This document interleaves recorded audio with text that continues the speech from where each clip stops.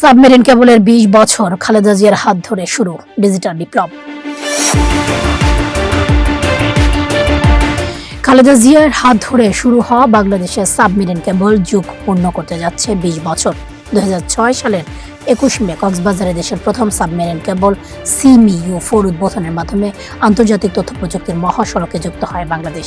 এর আগে দেশের আন্তর্জাতিক যোগাযোগ পুরোপুরি স্যাটেলাইট নির্ভর ছিল। ইন্টারনেটের গতি ছিল অত্যন্ত ধীর এবং ব্যয়বহুল, কিন্তু সাবমেরিন কেবল সংযুক্তের পর বদলে যায় দেশের টেলিযোগাযোগ ও ডিজিটাল অর্থনীতির চিত্র। শুরুতে মাত্র ২২ Gbps সক্ষমতা নিয়ে যাত্রা শুরু করলেও বর্তমানে CMU-4 কেবল মোট সক্ষমতা দাঁড়িয়ে প্রায় ৪৬০০ Gbps। এর ফলে দেশে দ্রুতগতির internet, freelancing, outsourcing, mobile banking, ecommerce এবং অনলাইন সরকারি সেবার ব্যাপক বিস্তার ঘটে। রাষ্ট্রীয় প্রতিষ্ঠান বাংলাদেশ সাবমেরিন কেবল PLC জানিয়েছে, দেশের ডিজিটাল অবকাঠামো আরও শক্তিশালী করতে তারা কাজ করছে এবং ভবিষ্যতে বাংলাদেশকে আঞ্চলিক ডিজিটাল হাবে পরিণত করার লক্ষ্য রয়েছে।